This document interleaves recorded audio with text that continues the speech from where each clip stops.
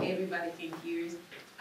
Well, welcome. Thank you for coming once more to our 8th meeting for the CCC so far. And I would like to take this opportunity to, first of all, welcome all of you. Thank you for the space that is hosting us, and thank you for putting all this together. I would like to go really quick around the room just to introduce ourselves, and then we're going to move on with the reports that we have today. I'm going to start. I will start at Walkiria Poop, co-chair of the CCC. Ms. Ron McCord, Secretary. Angela Mason, pastor of Bailey Church in Caroline County. Mary Washington, Senate President's Representative, Maryland General Assembly, Toledo District. Jared Solomon, delegate, the 18th District of Montgomery County, sitting in for Delegate Wilkins. We're right next door to each other and have been really active with Delegate Wilkins in the work in Montgomery County. Happy to be here. Lauren Succo, City of Acres. Keith Colston with Governor's Office Community Initiatives, Director for Ethnic Commissions. Keisha Morris, Common Cause, Census, and Mass Incarceration Project. Debbie Lifter, Maryland State Department of Education, representing the State Superintendent of Schools. Audrey Harrison, Director, Maryland Census. Randall Nixon, Associate Director, Maryland Census. Ted Cosmo, IT, Chief of Support. Lily Castillo, Co-Chair. Well, we'll continue now on the report of funding allocations. Secretary Ron McCord will introduce. Yes, thank you, guys. There's a memo in your folder about this.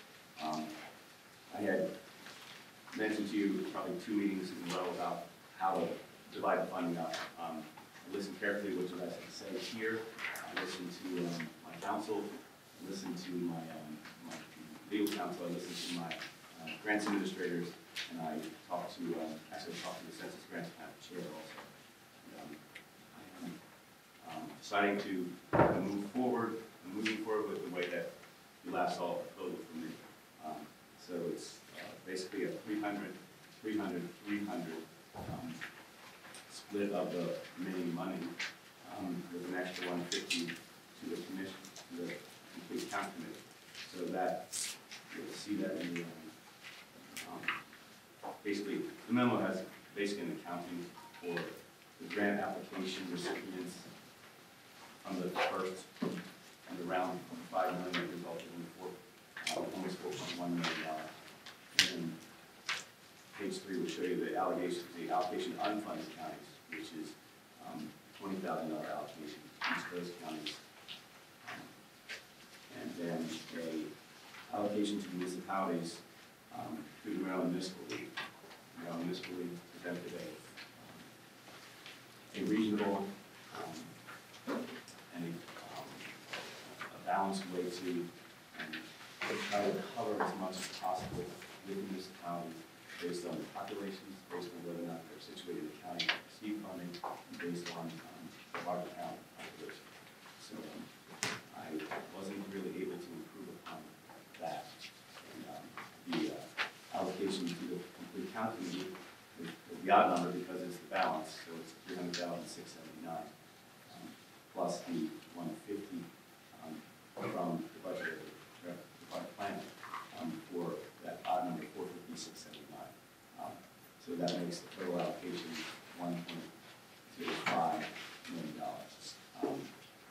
I'm convinced that the local governments have an interest, share the concern, and it's the most efficient and effective way that I can distribute the money.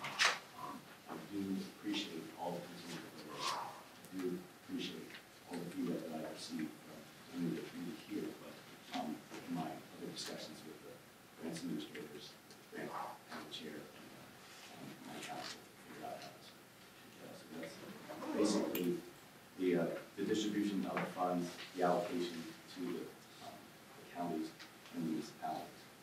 That will result in another more than a dozen grant agreements that will have to be done and managed through my office through the department plan. So that's what I want to make sure I make clear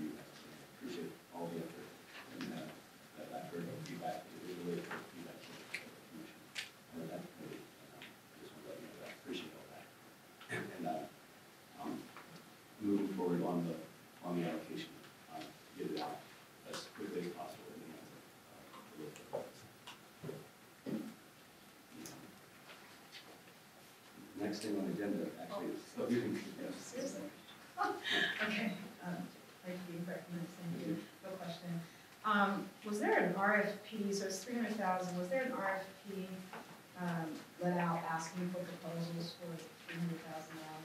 Or was this an unsolicited RFP from the municipal? This has to do with the municipal. Right. First of all, I guess I should start, thank you for your careful consideration.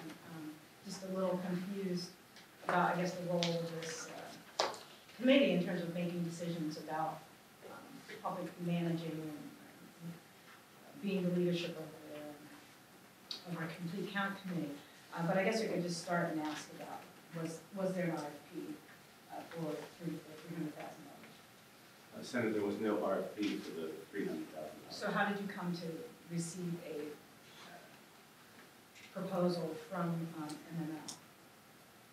I discussed the concept probably 2 or 3 meetings ago about having to disperse monies that were remaining monies. And I received a proposal from MML. I received the president, MML, the executive director, and the CCC representative from MML at my office to go over their proposal. The proposal was modified after that discussion. There was no RFP for a proposal from. Or even an announcement. I got that. So during our meeting, I don't know if any other organizations thought that they had an opportunity to receive these funds. I don't have a sense that anybody else had an opportunity to put in a proposal to talk about how they might work with trusted partners for the goal of counting every man.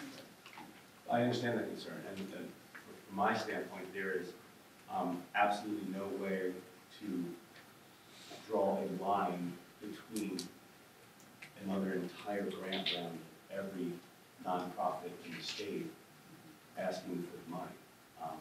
I have already presided on the grant panel with the distribution of funds that equal at $4.1 million, including significant amounts of money. Montgomery County, $581,000 based on proposals. Everybody else did it based on proposals. That was how it was. It's just, I guess I just want to express, again, my concern. It seems fairly irregular, just for there to be an unsolicited, non-public meeting about how to dispose $300,000. I guess another question, does the grant still allow for the 15% overhead to the municipal league for administering those $300,000? Yes, it does. So this organization will be being paid to distribute the funds. And then I remember it was like $150,000 in printing costs, $128,000 in printing costs. That seems like something. And then what were the other? They were hiring a. There was an administrative fee. And is that proposal in our documents today? I know you distributed it last week, but. From last time, but there's administrative fee, which would be common in grants administration situation. Is that the 15%? Yes. There is a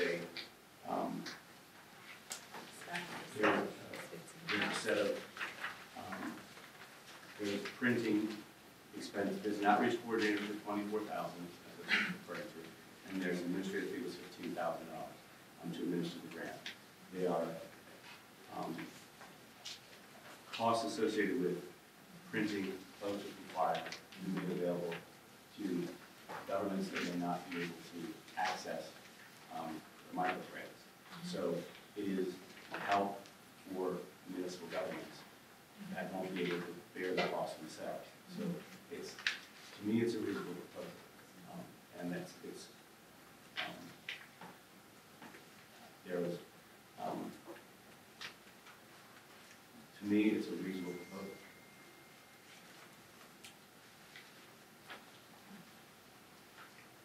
Do you have a specific breakdown? So you said it's 15% overhead for distributing the grant. What that $45,000 is going towards, because there's an additional, I just want to make sure I understand, there's $45,000 essentially overhead fee plus the $24,000 staff fee.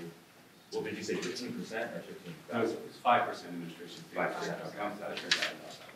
So the detail includes the printing of banners, posters, and flyers, and that, those details are proposed.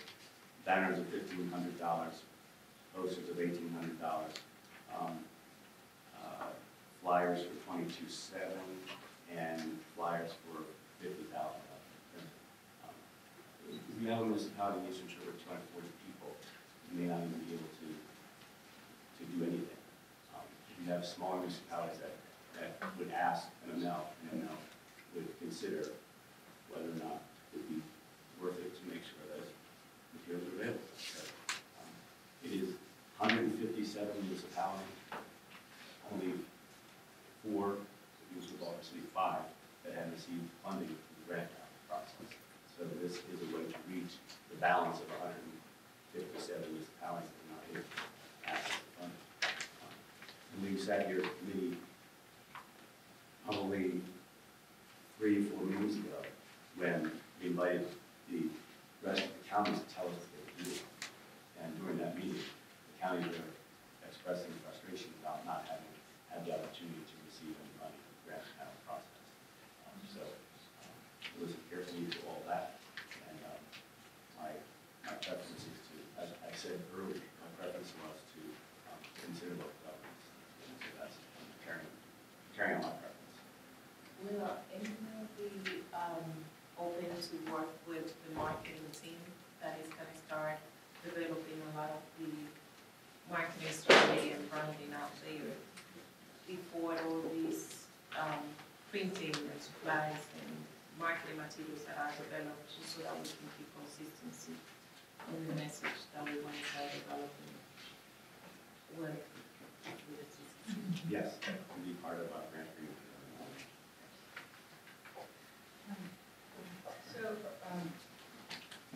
Chairman, so this isn't a decision for the committee, so this is your decision, because it's clear in your memo, you're saying, I have decided. And so I guess for the last month or so, this committee has been talking about how this money should be expended, and now all of a sudden we're told there's not enough time to actually have a transparent, open process by which municipalities, which I support that agenda, I support that money going to municipalities. I want to be very clear. My opposition and why I couldn't support it, but I don't know if we're having a vote, but the part, if there is a vote, I would definitely like it to be separated out. I can't support a allocation of $300,000 as part of a non-transparent process to a advocacy organization that represents, that's essentially the lobbyists for the municipalities. If it was going directly to municipalities from the state, I wouldn't have this opposition at all. Just granted, again, my opposition and my grave concern about the public trust and transparency is that this money, again, unsolicited, in a closed-door meeting with the Secretary of McCord and a lobbying organization to receive funding, and then the leadership of the Maryland Complete Count Committee expressing grave concerns multiple times, for multiple weeks now, and that none of those, and that we still have before us the exact same proposal that we've had for the last 3. So again, I respect your work, I respect what you're doing. We express great concern about our ability to fund a statewide message, a marketing plan. I'm looking forward to, I hope we're getting that marketing plan today. But again, I just ask my colleagues to share in my concern about that specific allocation. Thank you for giving me this opportunity to express my concerns on behalf of the people of the state of Maryland. I would just like to echo Senator Washington's concerns. I know Delegate Lincoln shared those, and frankly, I guess I am confused as well as to why we are not directly giving money to the municipalities and using MML to help us spread the word. In other examples, the state creates programs, the states fund programs, we work with advocacy organizations to help us spread the word, but we don't give the money necessarily directly to those advocacy programs to give them out. And as somebody who has a large number of municipalities in my district, I think I have 8 or 9. I think we have the second most in District 18. I think there is ways to do it where we could be using that $50,000 in other ways rather than or paying for overhead of an organization. So I would echo those concerns myself, and I know Delegate Wilkins would share those concerns as well.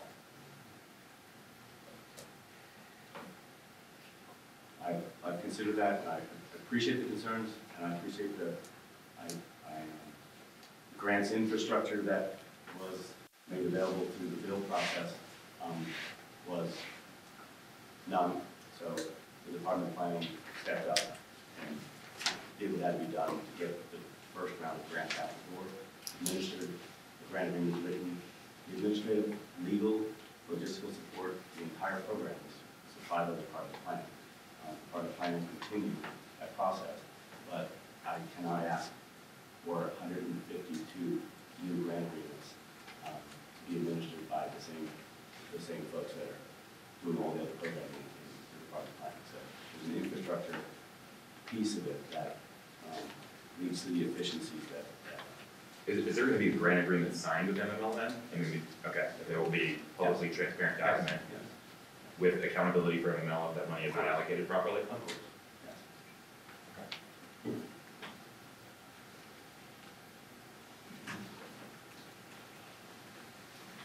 Any questions? Anything else?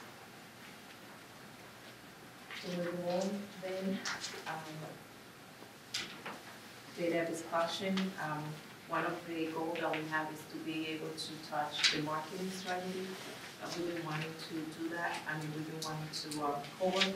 So part of this session coming up, we had a session that was is going to be presented. I know in the last meeting we had the opportunity to go be part of this session, and Lily and I, we had the opportunity to meet with the data group for the Department of Planning, and I don't know if you want to have a little bit of what the meeting was about. And ideally what we want to make sure that this is all connected with the marketing strategy that we get putting together. So we're going to take a small session of the meeting today to kind of walk us through what we talked to them.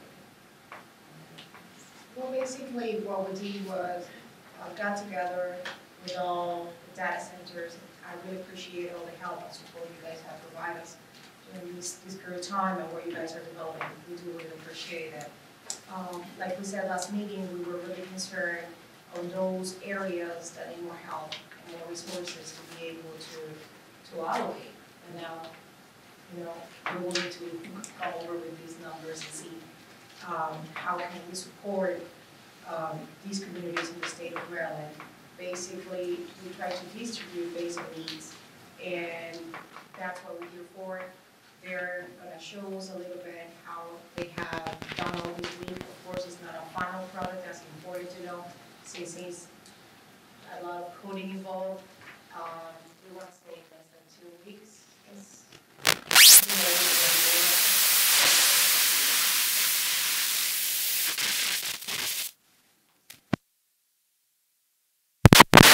Good morning, everyone.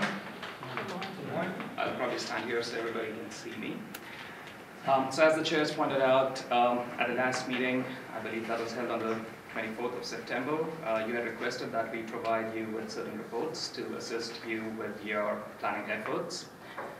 After that meeting, on, I believe, September 27th, we met with the chairs, and based on your feedback and their input, we created certain reports.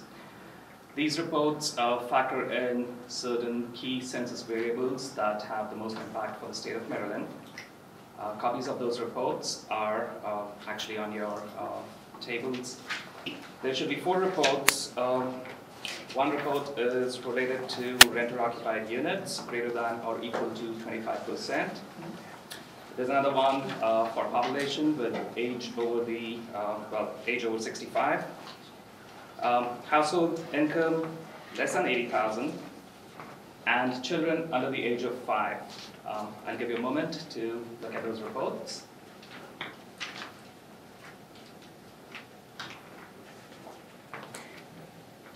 And if anyone needs copies of the reports, we have some additional copies in the back.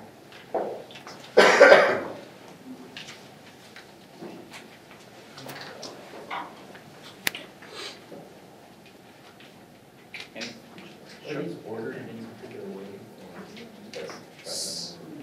Yes, so Or was it overflow response? so we can order them in any way that we like. I'll just use the one report for children under the age of 5. And these are ordered by,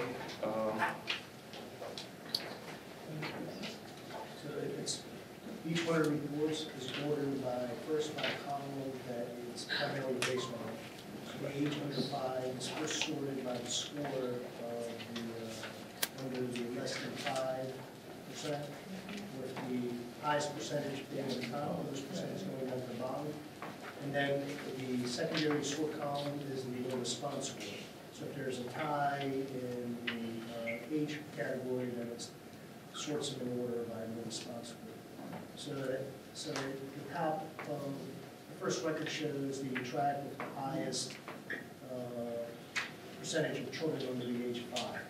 And what we did was we took the first 100 records and we included them in the report. The report obviously statewide goes much further than that, but we figured that the top 100 would be enough to get people started. so for the report that's under the age of 5, it's the 6th column from the left, percent under the age of 5. That's a primary sorting one. And it's sorted in the descending order.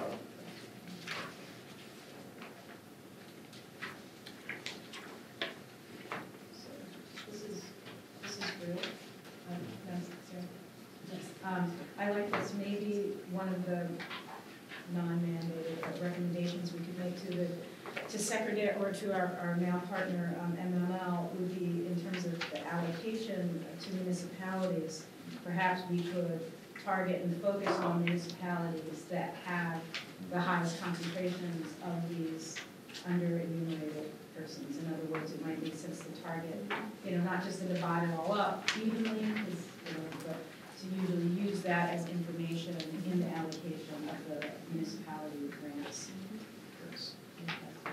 Go ahead, Ted. Go ahead. Yeah, so what we tried to do for today was just provide you 3 reports. There's more reports coming.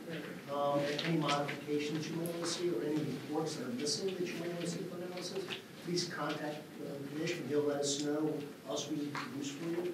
So what we're going to be doing is we're going to be creating another page up there on the website that will have all these reports up there for you. So if you need anything, you can go up there, or if you want to refer somebody to a report, you can email them the link and they can go pick up the report themselves right off the website. If there's any other type of reporting that you might need, you can contact us and we can create some custom reports for you. Can these be downloaded in Excel formats that can then be sorted? They are right now going to be published as PDFs where they're written crystal reports. So we'll actually have a live viewer out there that will allow you to export. PDFs will probably just go into the 100 records. But we're thinking about the crystal reports viewer might provide you all the records, and then you can take them to Excel and manipulate them any which way you might want.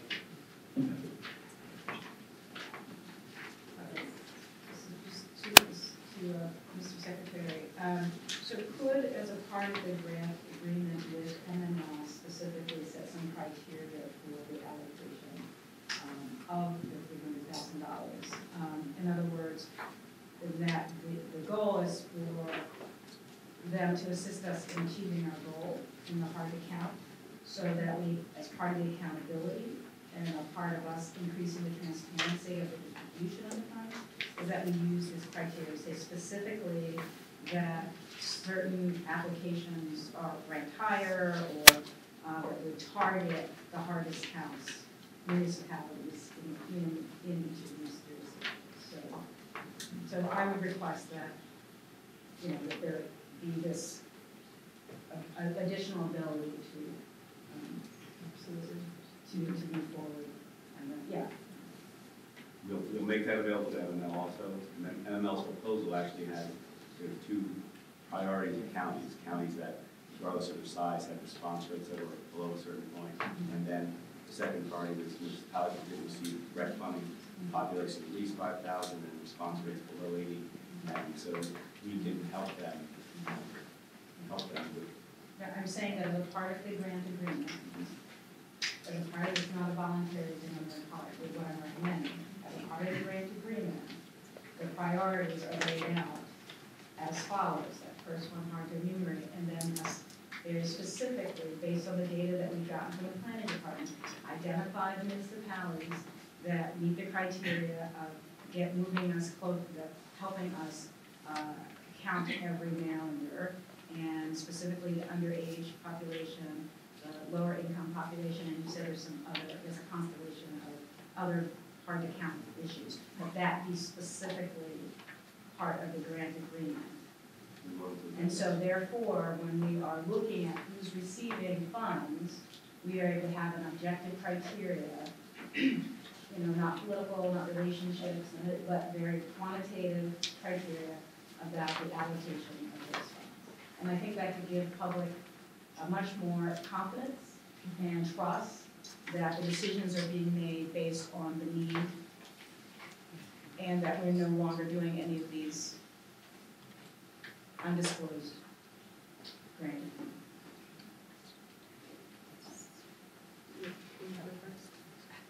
I do have a quick question. So right now, you're talking about, right now, these reports are basically all tracks statewide, not based on municipal boundaries. Are you also requesting that we apply municipal boundaries to these queries to save you the time of having to, we can do that. We can apply municipal boundaries to these. And just separate them out completely, and then just give you the top 100, just municipal tracks, not 100 statewide. Sure, absolutely. Should we focus on the ones that we're gonna be working that had not been funded before, so that way you know specifically? If you could give me the funding information for the tracks, then I can incorporate that into the query, but at this moment, I don't have any of that We funding. can provide that too. Good morning, Mr. Secretary, Madam Co-Chair. I have a question about the end goal of utilizing this information.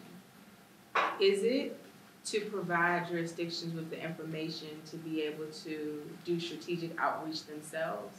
Or is it for this team, this group, to strategize or to develop, in addition to the agreement with MML, another agreement with an external entity to provide statewide strategic outreach? It will be both. One of the ideas is when we were looking at this data, we think that we can be more targeted, and instead of reinventing the wheel, the information is there, the data is there, and we can go straight to the point and to the cities and counties that were harder to count, not just for the CCC throughout the state, but also for the CCC itself, creating the marketing and outreach plan that we now gonna have to be focusing on. And so, I think the whole information and the whole data will be available since it's a record that everybody can access on the internet. So it just not focus on us, it will focus on everybody that have the opportunity to spread the word about 2020. And it's basically available to any individual that want to come and get the support to try to orient themselves. Part of what we discussed was to bring in all these communities to understand how to use the program. Because we can have all the accessibility on the data, but if you don't understand how it works, then it will make it harder for them as well. So part of the process is to bring in, train them in how to use the data properly. So if you have been allocated some grant funds, you understand, how you want to invest the money instead of going all over. Maybe t-shirts, and it sounds great to have t-shirts. But it's a community that maybe never do a parade, and a t-shirt will not be the proper way to spread the message, or what type of advertising they're using, so they can really use the funds the proper way. I really believe that what Mary stated, it is extremely important, because we're here discussing about the it's everybody's money, getting involved in a process that we need to understand how we're using it wisely to benefit the resident of the state of Maryland. So part of this effort and what this team is doing is helping us to create a platform that can be available for everybody. But most likely it's our mission now to help them understand why is this here and why do we don't want to be wasting pennies or dollars, If we're gonna make something and we want to impact the state, we want to impact it the right way. And that's reaching out to the communities that are in need and try to use wisely these funds to benefit our state. That's what we're looking for.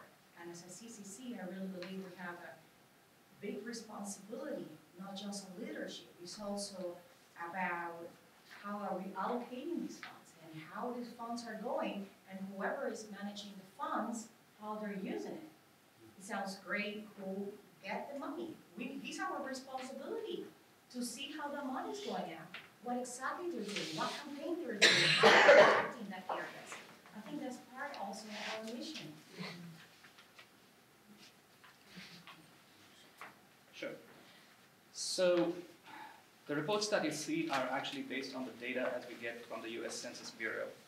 And as we had mentioned the last time, these reports are great, but to get the best, most effective use out of these, it helps if they can be viewed in conjunction with a map.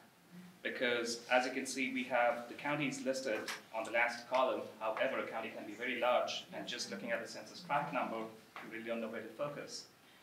So we have developed a tool to actually help you get the best use out of these reports. Ted, if you don't mind, thanks.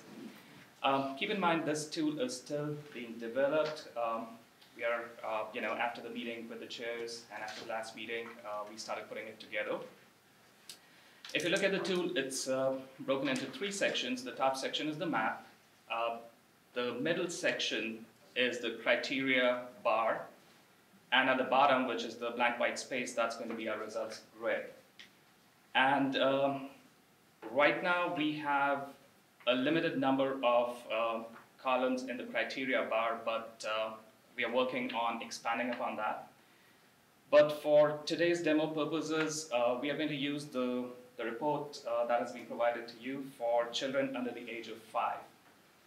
So if you look at that report, even though on the title it says that under the age of 5 greater than or equal to 6%, we're going to show it to you with 6% as well as 10%. And so Ted just keyed in 10% of population under the age of 5. Ted, could you zoom out a little, please, so we can see the entire map? So that gives you the entire state of Maryland with the spread of population of children under the age of 5, where the population is greater than 10%. And if you look at the reports, the report that's been provided to you, if we sort it the same way in a descending manner, you can actually click on the tract and it will take you straight to the map and to the portion where you need to focus your strategies on. It is, just because of the projector, the left column is a little bit cut off, but it is just like what you see in your report. So on this tool, we also have the ability to, and I'm sorry, the right column is cut off too, but we can actually narrow it down by a county. The rightmost column is actually the counties or the entire state. So I can't see what county did we go to. I got 0 records. This one was requested. Okay. We're going to pick a county now,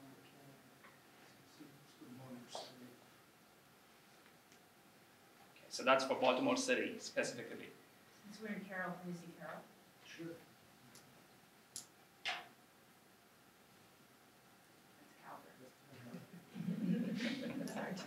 It's hard to see.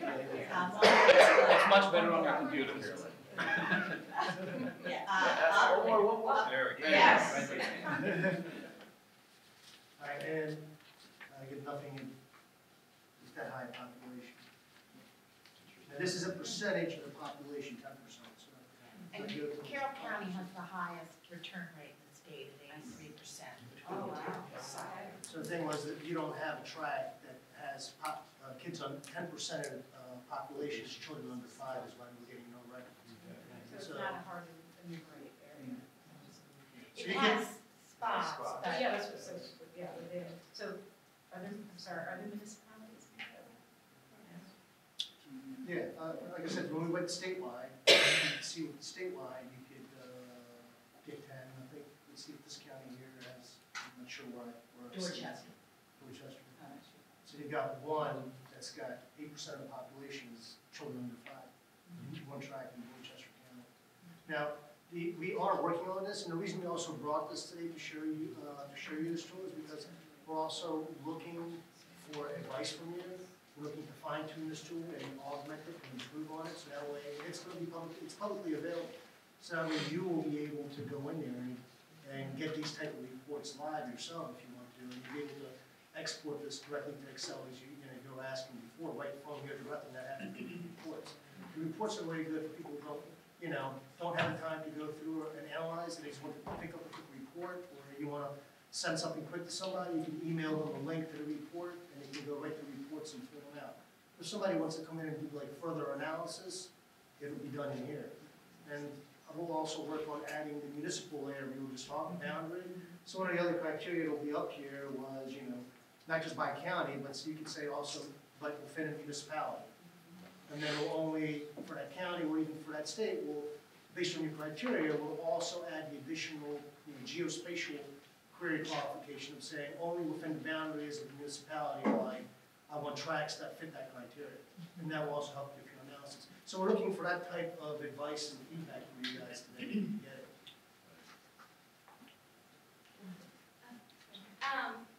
You stated earlier that there's 3 more reports coming out. What are those 3 reports? I think we're working on the English as a Second language. one. I don't have my list. We came up with 3, but like I said, that we just came up with. But we're willing to create whatever we need to create for you. So if there's a topic of interest that you would want a report for, just let us know, and we can go ahead and generate that report quickly for you. So to that effect, what our data team has done is they've looked, the US Census Bureau has roughly about, I believe, 400 odd indicators that they use to calculate the low response score. What our team has done is identified the top 19 that impact Maryland the most. And if you wouldn't mind switching to the other dashboard and looking at the detailed data, those are some of the indicators that impact Maryland the most. That's what we are using for our criteria list. So the reports that we are generating are based on those indicators, and we're going to have some of these standard reports available, so you can just go download those reports, the latest and greatest reports, straight from the website, or you will have the ability to generate your own reports by specifying your own criteria. I'm trying to build a tool right now, so that way you can choose any of the 19 to query on. So you can choose what area you really want to focus in on for your analysis. So you can choose the data elements you want to query on specifically, and then do search. And then you can export your results out, and that way it will help you with your analysis. So we're just trying to provide you guys with a tool that will not only help you identify these tracks, but spatially view them, so you can spatially see the relationships between tracks, especially if they're next to each other. You can see that there's some relationship going on there that you can actually use your money and concentrate in that area. On the prior map, we showed the track. Is there a way to zoom in on that? Well, the next copy that I was working on right now, my laptop does that, so it'll zoom in automatically as soon as you do your search, depending on how wide it is across the state or the county, and it'll zoom in just on those records. So that way you don't have to go searching around trying to figure out what the information is. Is there a way to map the schools in those tracks? We could add the schools to it. It would be helpful for the local superintendents to know where to concentrate their efforts. You need to identify a good school layer though. Is there one in particular that you're aware of? I mean, we would have to contact public school construction to try to find that layer. Yeah, that will depend on the availability of data. If it's available, we should be able to add it. I think we are dependent on the counties for a lot of that information. You also do have the ability to change the map, the base map underneath. So I think in the streets map, a lot of, some of the schools are probably already identified. So I don't know if you have like an address for a school or something. I think if you zoom in tight enough, it might come up there. You know, so we do have the streets, you do have the ability to change that. But if you specifically, if you want us to try to, we'll try to find the school there, that we can pop up there, so you have very distinctive points, so you see exactly where the school is. And just have the, our office maintains, we'll have to reach out to our state agency and try to get that, and see exactly the, I don't know what the update is, how accurate it is. We do, I just need to go back there. I need to go back and check with the custodian of that data and see exactly where we're at.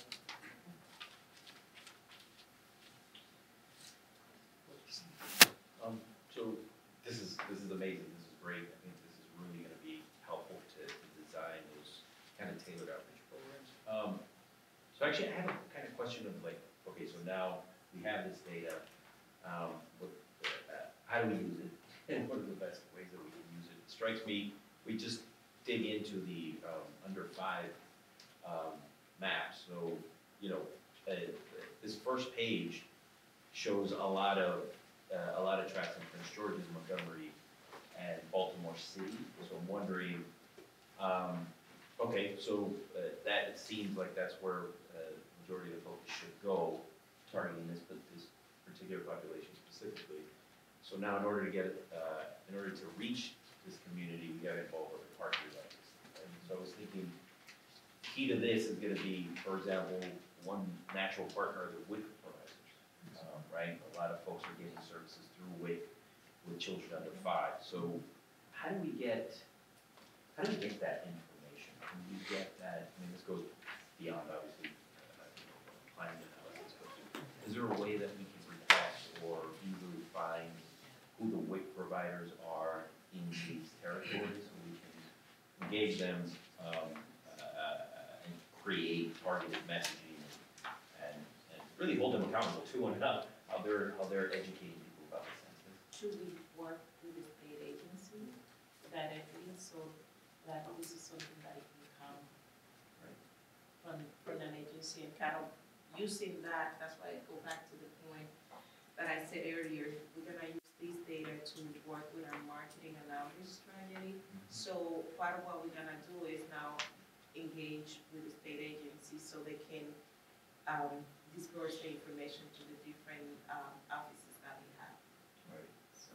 Right, and I know there's a big state agency already effort underway, but just wondering how we can kind of work with them in a different way. Yeah.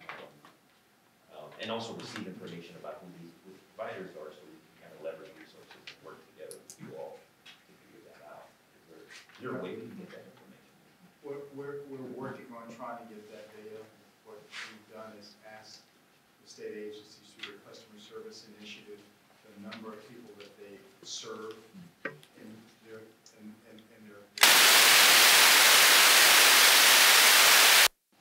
because obviously you've got multiple constituencies and you have individual agencies that overlap. So if you're looking at the total number of people that state agencies service, if you look at that number is going to exceed the population because people use more than one service. So what we're trying to do is get the data from the individual agencies, at least some gross data, and then try to refine that, and then try to target, when we get to the point where we can target those individual programs to be able to give them a message. I'll see what we can do that in part of the human services. And also education, so we have childcare subsidy, which is low income children under 5. So we've already reached out to the superintendent in that area. We're going to be providing materials to those offices, to Judy centers, to family support centers. There's one other one that work with the providers of childcare to get the word out. Well, it's a two-part question. First, going back to the other map, the low response score, is that, I think I remember from the last meeting, that's a combination of the other data points in and not just the self-response score? Yes, so the Census Bureau has its own formula for calculating that score. We don't calculate it, we just display it the way it comes from the US Census Bureau. Okay, just because, like on these that we have in our packets, it says the Maryland participation rate was 76% for the 2010 census. I think that number is like 80%. And participation rate makes it sound like that's all the people that participated in the 2010 census and not just the folks that self-responded. So, unless we're saying Maryland had an undercount of 25% in the 2010 census, I don't think that that's fully correct. And then my other part to the question was, is the department, are you all invited to participate when these sort of things are being put out to make sure that we have the right data? The participation rate is the term of art from the census district, which means self-response rate. It's okay, so self-response. rate. Yeah, it sounds. If you went to this US census, They would say. you click on Maryland and it says participation. And they mean self-response. It's defined as self-response rate, 76%. And now we have now it's going to be, it'll be the same after this census, but self-response is going to happen in 3 ways. And hopefully they'll be able to divide up how people self-responded in all 3 ways. Oh. They can. Yeah. I just mean that, after self-response, so there's non-response follow-up, but that's when a lot of people get counted, not just in the initial. It doesn't mean this many people. We're only, when it sounds like this, only 76% of Maryland were counted in the 2010 census. That one we talked to. Took the word only out earlier in an earlier version. So make sure it wasn't only 76%. It's actually, it's dealing with trying to make sure there's no disconnect between when somebody gets to the US census materials and clicks on the state around. It says 2010 and 2000 response rate, they'll have 76% participation. So I think the point Ms.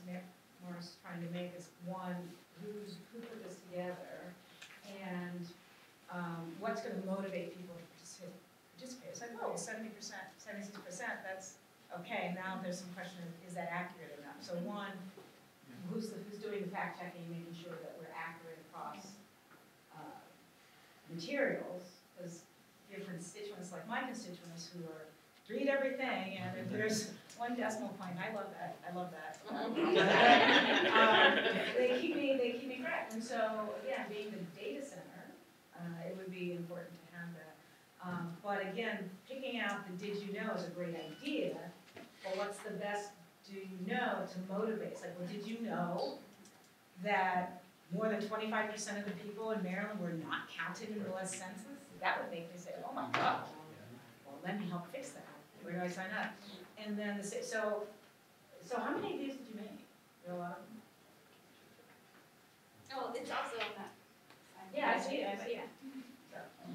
So one, if we're an advisory board, we're clearly not legislative, we don't make decisions. But if we're advisory to the planning department, who's the lead, who in your letter, you are the representative for the governor. So this is your thing. So there's a big skill set around here. So it probably would be helpful if we could help when these materials are coming about. There could be an opportunity to maybe let us check it out and fact check it and test the concept. So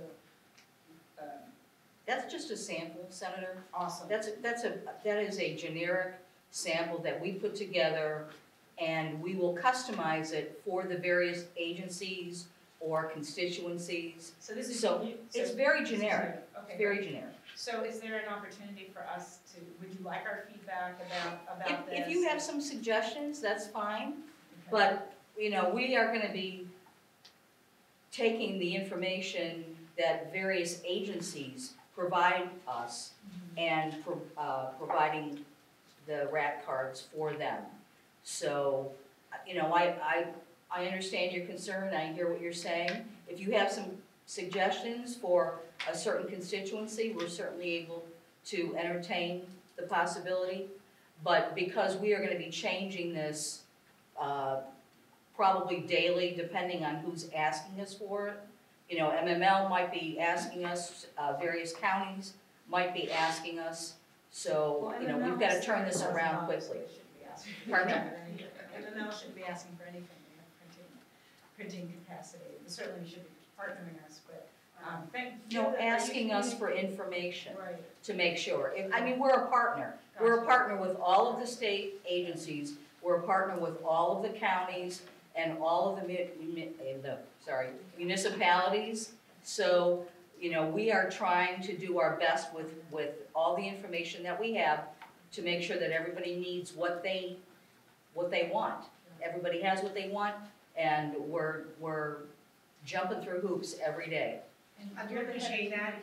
I should apologize, I should have said that. I'm sorry, I'm still a little bothered by it. So clearly, I apologize to you, taking it out on you. Are you communications? I'm the deputy secretary. Great, okay. And you have the communications team puts this together with you? Part of it, yes. Okay, great. All right, thank you. Sorry, Madam Chair. I just want to add something. I really believe it's great, it's outstanding what is being placed. Is there any way that we can add some type of sense of information that can benefit everybody, because I understand this goes to everybody, that brings some type of attention?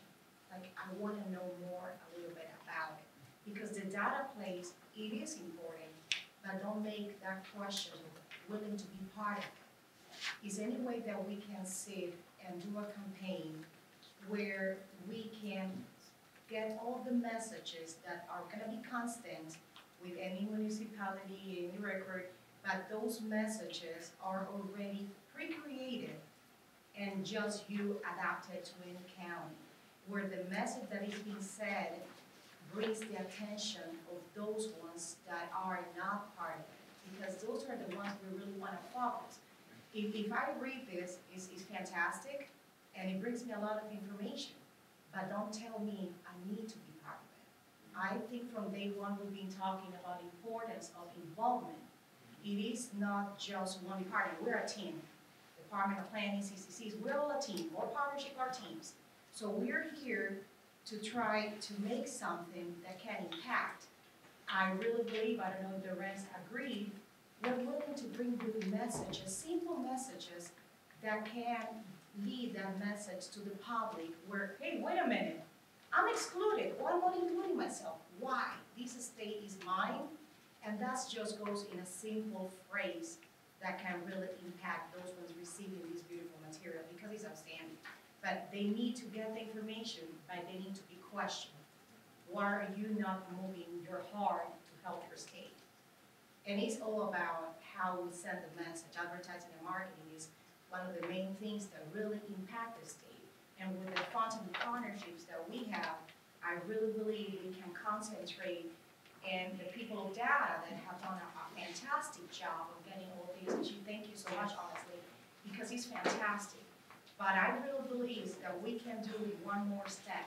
And I'm sorry that every time I talk, I request. But it's important that we do this right and we all come successful out of this.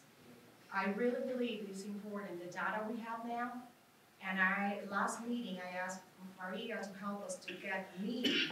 I really believe the CCCs needs to get with all the agencies.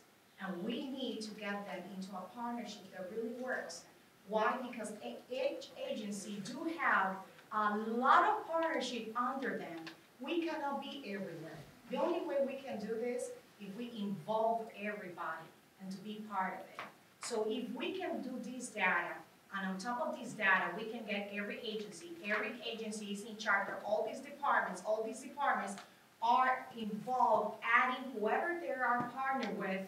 Not everybody distributing the same information that we all have created to impact the state. Instead of us, okay, who managed this? Who managed that? Each agency do know who they manage, who are those partners, how many lives do they touch daily. So it's easier for them to reach. If we go to the Department of Assessment and Taxation, they know the amount of people per day they come, where they're coming from, they already got the database on businesses. We just need to give them the right message to get, and if we can work in the data, adding for what you guys have already done, that is fantastic. We can add each agency, and each agency will have that partnership. So our mission will be just to check, okay, these agencies have already messages going to 15,000 people, 20,000 people, 1 million people, whoever the number is. So we can just be on top of that data, checking everybody's getting the same message at the same time, just with a different mission. Because believe it or not, if it's business, the message needs to be completely different. I cannot send the same message to a parent at the school. So we need to first understand who are we sending these messages to and how do we need to adapt it. Otherwise, we're going to be sending messages, and maybe as a parent, I'm a Hispanic parent, maybe I read this and I'm like, what is that going to do with me? That's why that's generic. So I think it's easy. Right. No, I'm yeah. just saying an example. If as a parent, maybe I don't talk to you because the message do not come.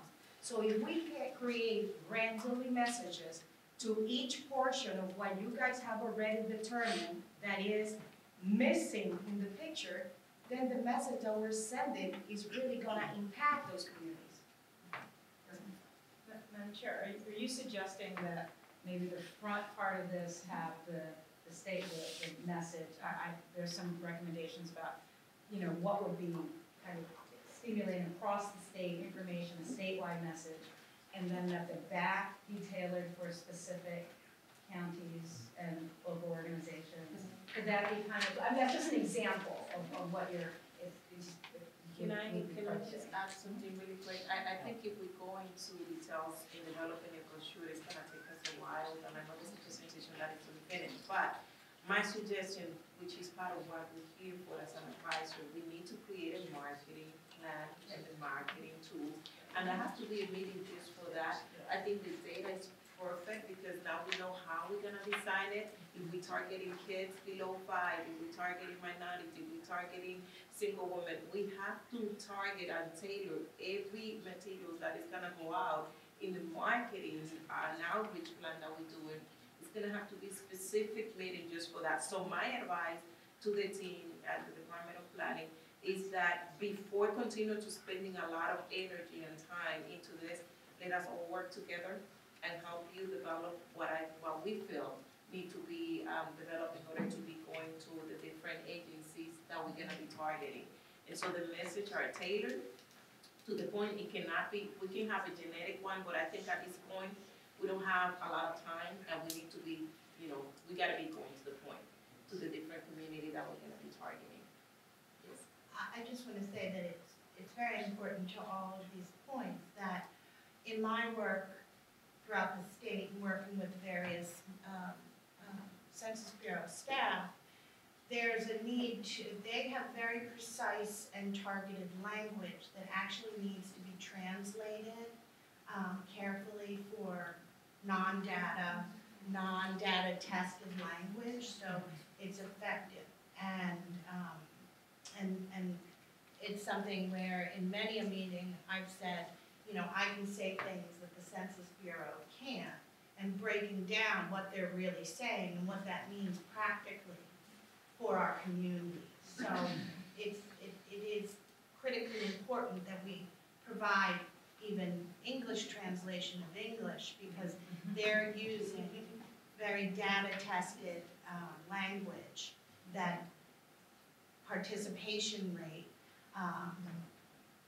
to a layperson would be everyone that took part, but Well, and I was going to say, one of the comments I was going to make, and I know there's been a lot of thought that went into it, I mean, just on the back with the federal programs, I don't think most parents have any idea what Title I grants to schools are. I think making sure that, especially on the federal grant side of it, it's, this is, extra resources to, impoverished schools or schools in high poverty areas or, grants for schools to support students with disabilities. Yeah, exactly. So just translating what the federal programming is, because I don't think a parent understands this, and to your point of, involving the parents to say, this is money that's going to support students with IEPs in my school, students with, you know, English language learning, you know, translating these programs into the real, on-the-ground resources that parents see.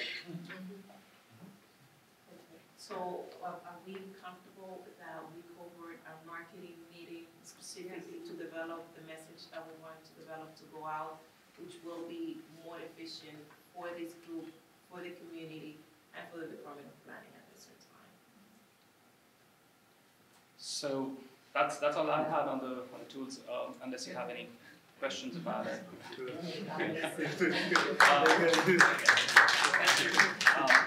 So I just wanted to mention the new tool we showed you is in progress. We should have it out there in the next couple of weeks. And the tool has actually been developed pretty much in a direct response to the feedback that we received from this group. So we hope that you find it useful and make good use of it. It gives you the power to actually come up with the reports that you think would be useful for your efforts. So, thank you. Thank you. Follow up there. Do you have a good place? You have a good place. This is a mock-up for as we build out the toolkit that's available online for any agency, for any nonprofit, for anybody to use. This is a part of the toolkit piece. That's the zero to 4 population, basically. And then I have a little set of facts next to it with you, this little piece. So this is how we get the data for this group, the data that the charts provide also, and then think about the messaging that goes into a toolkit that can be used by everyone. So this concept of counting me in and having messaging going out based on what the data shows us. The programs are specifically for children. The variables that impacting this are listed out. And just some facts at the top. How we get a real message for each group based on the data, based on what it's telling us. I mean, the 2017, 71,000 births. That's almost 200 a day. That's the 2017 number we have. The undercount in 2010 was 4.7% in Maryland. And so if you, the last bullet point, 17,000 children not counted, times the number of dollars for each person is $310 million, basically unallocated. So this gives you ideas of, based on the data, of what we can put in the messaging to make a toolkit available for any group, nonprofit, anybody who wants to use this stuff. So as we build our toolkit out, to put the messaging in based on what the data is showing us. And then if you need to customize that data, we will do that then. Thank you. This is super helpful. I wanted just a little bit of clarity. So the marketing strategy that is to be developed, is that specifically for the agencies, or would that also encompass additional support for the various jurisdictions, such as Baltimore County, for example? I want to say it will be additional, because I think it's extremely important that there's going to be communities that really don't have the support. And if we're going to do a campaign that can be beneficial for everybody, you know, we can make it available. Today, the media is one of the major things that everybody uses. So I think it's extremely important the way we develop and we use those resources wisely, where everybody can benefit. If I don't have enough resources to bring to my community, then I have the resources that we have made available for them as well, for them to pick and implement it in their community. It's as easy as if I have, 1,000 friends on my Facebook, you know, tag my 1,000 friends with a message, they tag another 1,000, and then they still go on Instagram, LinkedIn, anything. So I will say that it's extremely important that we do something that covers them. Oh, 2 more questions, sorry. As a follow-up, has the process been designed of what that will look like as far as the brainstorming session to develop the strategic plan or the strategy? That's gonna be the next step. Okay, of what that will look like, what that will entail, dates and everything, okay. And earlier you mentioned about providing training on the data. So if we, or not just specific to Baltimore County, but the Baltimore County metropolitan region, if we had questions and wanted training for our local CCC or another designated group, could we just reach out to you and you would provide that training? Yeah, it's extremely important training. You know, I really believe if we don't educate the people, and we don't educate these leaders on how to use this to make available for them, then basically they have a problem that they don't have the capability to use. And the only way we can impact Baltimore or any other areas is we can provide the right tool for them and the knowledge. I think knowledge is extremely important when it comes to this type of information. It's too many numbers. If I throw this to you, you know, and you don't have a clue, and I give you, hey, here's the numbers, make it happen. What are you gonna do with it? I really believe we need to do a better job on our end on educating our leaders as well and all our partnership on all the tools that we're developing so they can understand, oh, it's a lot of numbers, but I make it so easy. If I just do a click, that will concentrate me in the area I'm looking for. Let's say if I go to Frederick County, you know, it will make me so helpful to have the right numbers on my hand, but at the same time, the right people that are looking to come and collaborate, understanding the same system I understand. I think that's what is going to be one of the key factors of this to become successful. In the time we bring the tools to everybody and the knowledge, then we can make it really approachable to get the numbers that we want to impact the state. Maybe we can have a training for all the CCCs and also for the grantees and now the new municipalities that we can include, given the fact that in about 2 weeks, the system will be up and running. It might be a good timing for us to start creating, you know, we can hold, well, I don't say hold, but organize as a CCC, organize a training on data for, for the local CCCs and for the grant recipients and the municipalities that are going to be at it. So, to those points, I was wondering if maybe we can dive in a little bit and talk about, so we have an allocation for this body of 150,000, right? So we're talking about our outreach plan. So can we talk a little bit about how that went?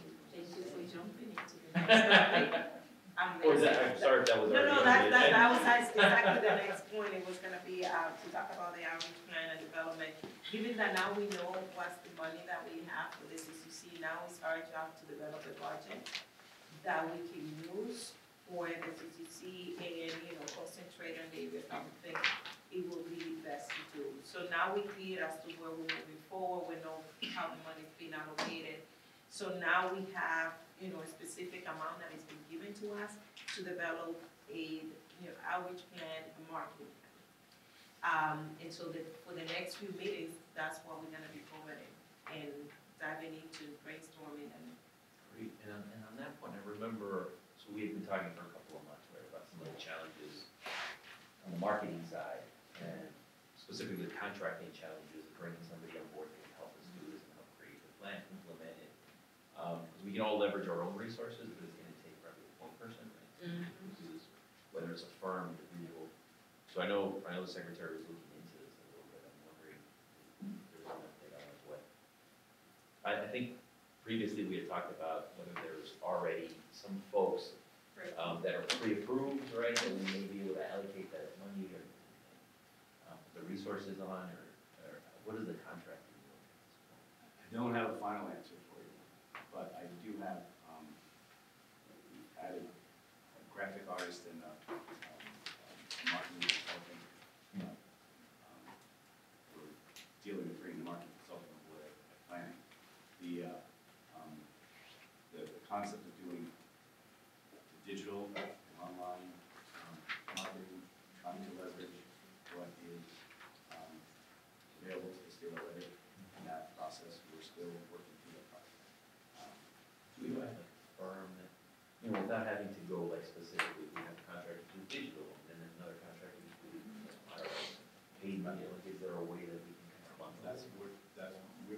looking at agencies that have already used somebody else, whether or not that there's room to add to that. And I'd love to be able to tell you, we're on the state highway contract for this to do this. So we had this many billboards, for instance. I've looked at billboard advertising possibility. That there are some state agencies that are in the system.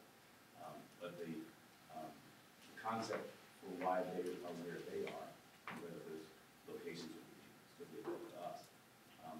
Again, you go back to the data side and say, these are locations where we may be able to secure billboard.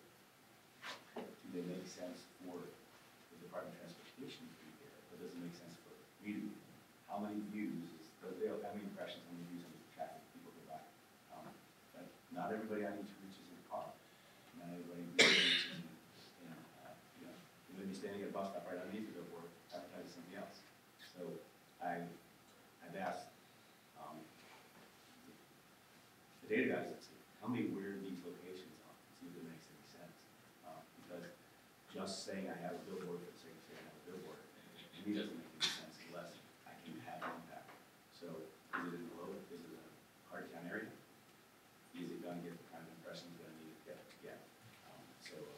That's that analysis still going on. So I'm looking both ways, trying to figure out who's got existing contracts, whether it actually helps to us.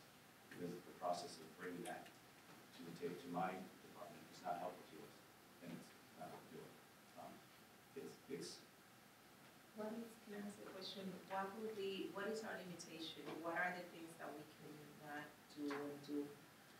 Meaning, if we want to contract out somebody to help us with the marketing specifically, because obviously we don't have the expertise, the time to, and the skill sets that are needed to put all this together. What will be the limit if we go out to get a proposal? Is it a limit amount of money that we can accept and say, yeah, we don't have to go through the state process to hire that contractor, that consultant? Is it an amount set that says? Is that clear, my question? I don't know. No, there's different layers of levels of purchasing, even within the department, to supply fences. So, I buy fences for less than $50,000, for instance, and have 3 bids available to me to pick from. That's easy. If I have to spend more than $200,000, that's Public Works. Yes, Public Works authorized me to spend on that project. So Over $2,000. 200. Oh, 200. Yeah, not 200. Okay. But can you help educate me a little bit, I guess? So the same way we did basically a sole source within an amount. Can you do something similar for communications for that amount of money? I mean, and then, so that we don't get into this thing where we're looking at specifically the billboards, and, but we go through an individual firm contract or whatever, we actually put the plan together and then execute those individual contracts on their own. Do that. It's possible.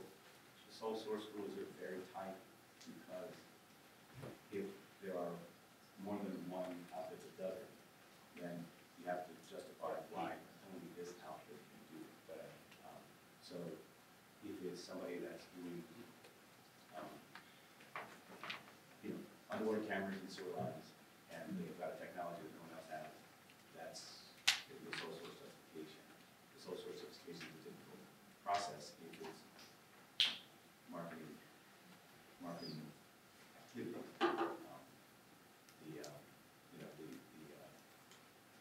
So we're looking at that possibility for some of the things that the departments do.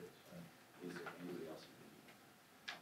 Is there a universe of marketing firms that do this work, that have done this work and contracted with other states? I mean, it can't be, especially on the East Coast. I mean, I'm wondering if there's 4 or 5, major firms that are specialized in census work that contract with maybe New Jersey or Pennsylvania or New York or Virginia or other states. We could just say, you're doing this kind of work for states that have similar demographics to us. Can you put us a plan together for the state of Maryland, similar to what you're doing for insert XYZ state? I mean, I can't imagine that universe of firms is all that great.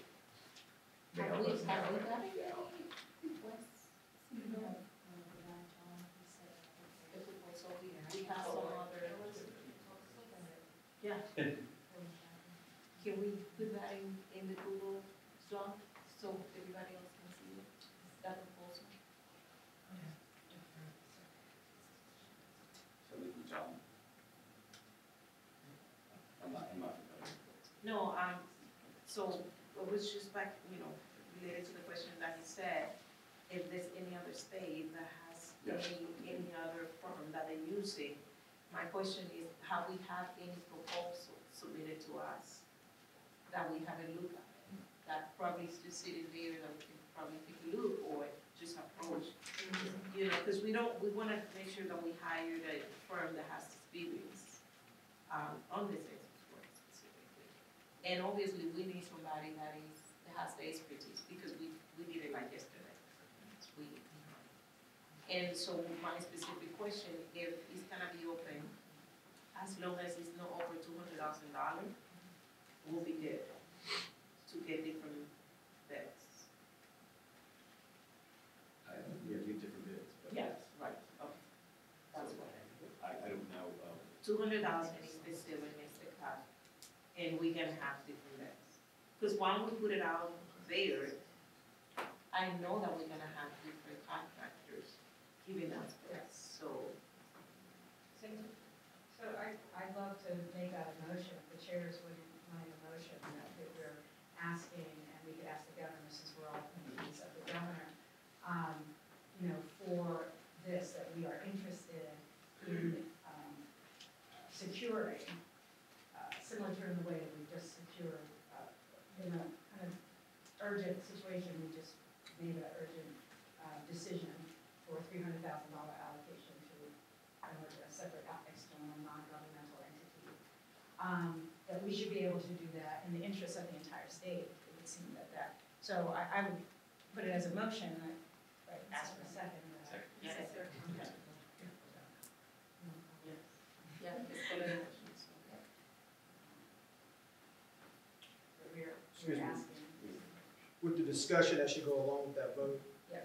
is that we should be encouraging, and hopefully even supervising, mandating that our state agencies, that we're utilizing every aspect of, encouraging this data to get out there, as we should have been doing, as we hopefully are doing. And I can't speak on any other state agency, even though we do work as a team. Utilizing, for instance, the commissions, the ethics commissions of the Governor's Office Community Initiatives. I mean, every single commissioner should be focused on getting the message out and utilizing every aspect of media.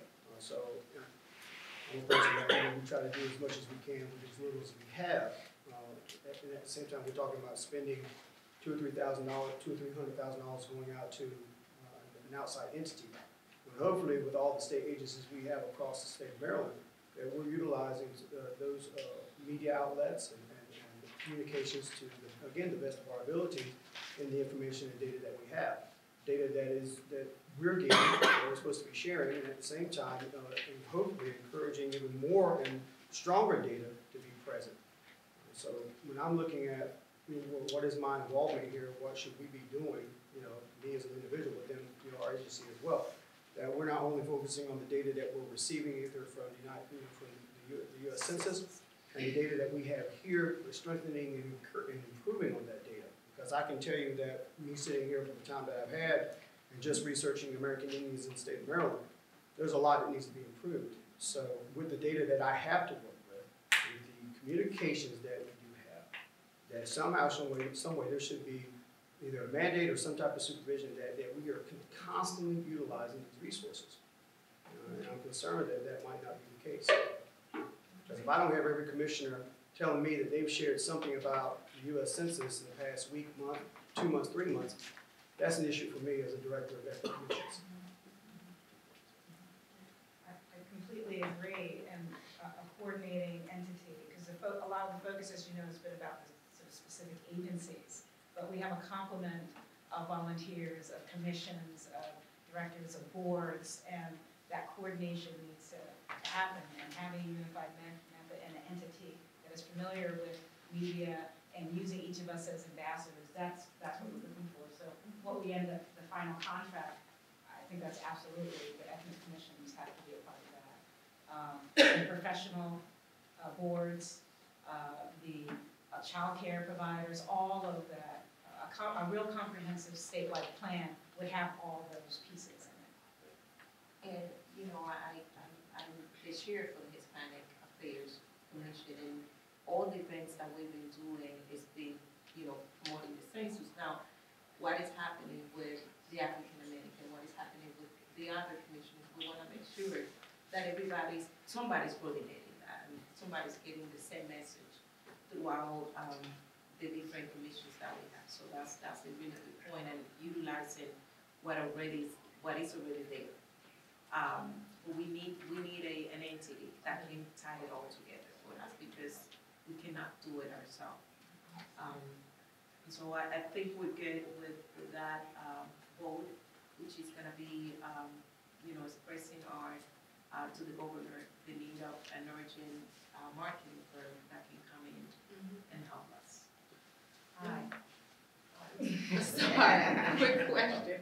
I know we're going to be discussing it over the next several meetings, but do we have an actual target date to have someone brought on board? Like, what's the goal? Because I know, there's only so much time left in 2019. So that's why I'm saying it's supposed to be yesterday. Yeah. We're really behind, and we're supposed to, by the end of December, correct me if I'm wrong, we're supposed to have a draft of the outreach marketing plan. We have a report due to the governor, a midterm. Midterm report that is due December, beginning of December. The end of December. So we should have a lot of this good information into the report by then. So we only have November, this month pretty much, to get this firm.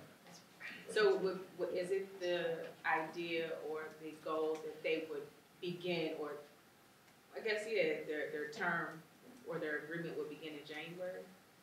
Or would it be before that? No, they have to be immediately. That's why we're trying to look a firm that had already experience working with us, because we really become. So I guess I'm just looking for an actual date, so it's really as soon as we can. Yes, as soon as we can, because we don't have a firm. If we had it, we would say start next week, and there's some protocols that has to happen.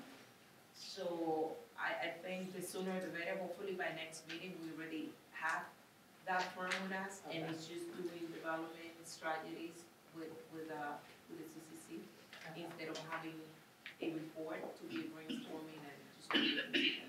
Okay. That's our goal. We do that. If you want to put I was just gonna say, if you want to put a date to it, I mean, you could say the date of the report, the midterm report is due. Just deadline by that date, but prior. Yeah, so why don't we say by next meeting, we have 3 weeks, 4 weeks to hire that firm and have it in here. Because we need to, the holidays will come, and we don't want to get messed with that. We don't know how the weather is gonna look like.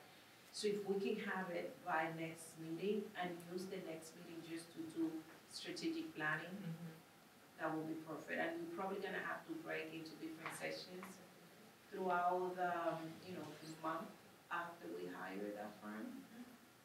And I think we can do subcommittee, and I think Arthur put a great chart, which is kind of like an organizational chart. So depending on the areas that each and every one of you want to concentrate, with that strategic planning firm, we'll be able to kind of divide each other, or not divide each other, but we can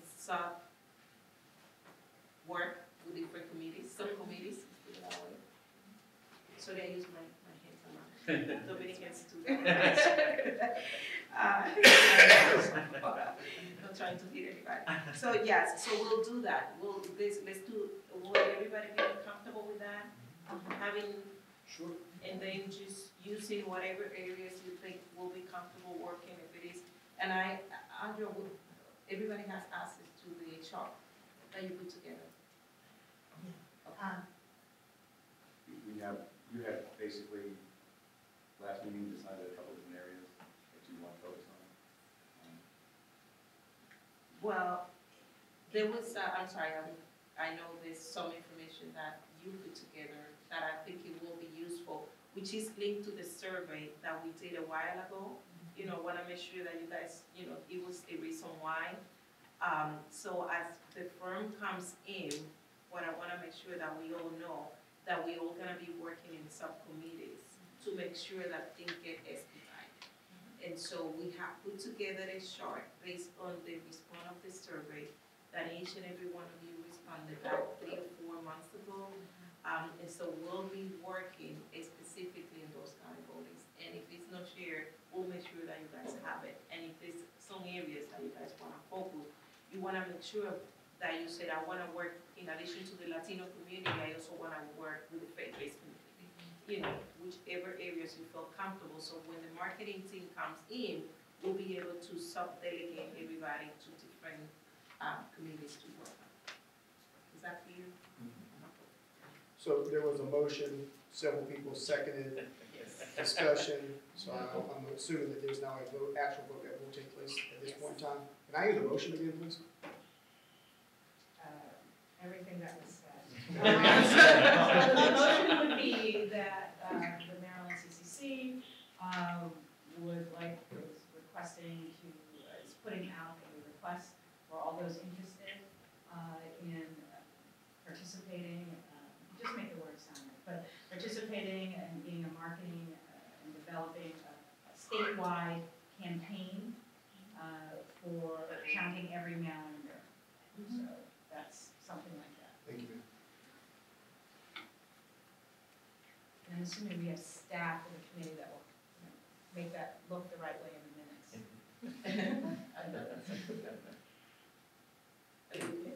I just had a friendly amendment, assuming that, I mean, this is gonna be all under of course, department planning, right? I just wanna make sure that the chair gets an opportunity to weigh in on the decision of the selection of that. If we're talking about next month, you know, we don't want it to be a surprise to anybody around the table who the firm is.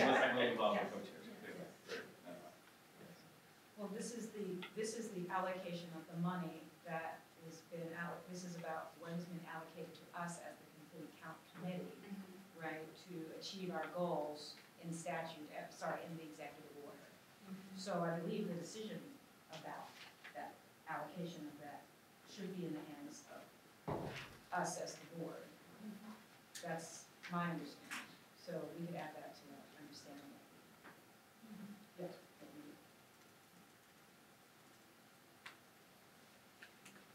Maybe we can get advice from the AG or something, maybe or certainly some formal entity that makes sure that everything is legal.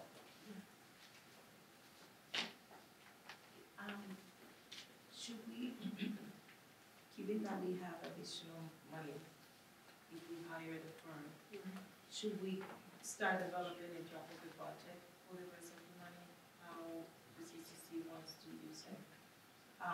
If we're looking at the cap between 200,000, what is gonna happen with, I believe, 200,000 or 100 something to them, about 250 left. So should we start drafting a budget and circulating that within the CCC and making sure that everybody has their input? Will that work? Yep. Okay, so we'll draft a budget, we'll put it on the Google Doc, everybody just put their input, and hopefully by next meeting, we can discuss that. Will that work? Yep. So Chair, were you recognizing that the last motion passed by acclamation? Yes. Sorry. Yes, so yes, it's, yeah, thank you, thank you. Student government, that's. I'm sorry, I'm a stickler for the type of situations. Thank you, appreciate that. All right, so I guess we reached the final point on the agenda. I don't know if there's any more questions or concerns to be. I just have a question, and this may be for the secretary, and I guess I apologize. I'm obviously someone new to this. I haven't been engaged in all the details, but as a member of the appropriations committee, I just wanted to sort of kind of fully understand So the $5 million that we allocated last year in the budget, that's now been taken care of with the grants and what's in here. And then there was an additional, give or take, about 1.4 million that was allocated. There was $1,215,000, I have the DLS language up in front of me, $215,000 for printing, and another $100,000 for travel and various training expenses. Has the department made a decision as to whether or not, or has the government made a decision whether or not that money is going to be allocated? If so, how's it going to be allocated? And again, I'm new here, so I apologize if that's already been discussed, but just as a member of the Appropriations Committee and understanding the budget, because I know there's a report due back with next year's budget submission to us, I would assume in January. Just curious if there's a plan in place, because it seems like the conversation that we had today is for the money that the Complete Count Committee has, not the separate 1.4 million that's been allocated to the Department of Planning. Right, there has not been any detail at this meeting about that.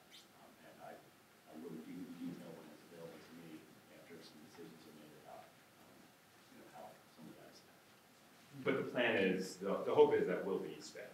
Oh, yes. Okay. Yeah, Okay. It's being spent as we speak, because there's salaries involved. Well, that's what I was wondering. I'm assuming part of that is for some of the folks in this room and. Right. Okay. Do you have an anticipation as to when that information is going to be made available? Like I said, when some things fall into place for what I'm trying to put together. Okay. It's like you saying, if you got somebody on board for, $50,000, you have another 14 months to spend, Okay. So it's, the budget based on the estimates we have time to put together, we're trying to figure out how we can stay within those time. What are some of the, I'm just curious, what are some of the categories? There's the digital online advertising, public service announcements, and newspaper, billboard, outdoor, radio, TV, ad placement, all of that. Okay, so then the idea would be hopefully you get a marketing firm in with the money for the Complete Count Committee. That 1.4 million that's left, a chunk of that is going to actually be spent on the marketing plan that is Yes. cleared. Okay. Yes. Okay. Thank you. No, I appreciate that. I'm excited to read the report when it comes with the budget submission. We have an event coming up on Monday, the 14th, which the CCC is co-opening with a large faith-based organization in Three Bridges County called Project Bridges. So all of you are invited to go. I believe the invitation has gone out. I don't know if it's been out, but if not, we'll make sure that you guys get it. And we're expecting about 150 faith-based leaders from the Twin Georges and Montgomery County area in Baltimore. So we'll send you the invitation. We're trying to find any opportunity to get the message out as a CCC, whatever you guys find, use your personal relationships and connections and opportunities to get us in front of people, leaders, to make sure that we can get people active and informed. And we would love to go to the commissioners to present, about this and make sure that each and every one of them becomes an ambassador for the census. I don't have anything else, really. So with that said, I think we're finished. Thank you, everyone. Thank you. Oh, sorry, next meeting will be November, first week of November. And I don't think we have any holidays in that month, so it should be 5th. We usually do the first Tuesday, so we'll be November 5th. This month was Rosh Hashanah. So we have this. Bill, Mariano, I've been on my phone to that link, right? Hi, Bill. So I just want to know that it's very good. All right, thank you Bill. thank you so Thank much. you, Bill. So are we good for the 5th, November 5th? It said election days, but we don't know if. We have our, local CCC meeting that morning from 10 to 12:30. You are able to designate someone. I want to be. Thank you.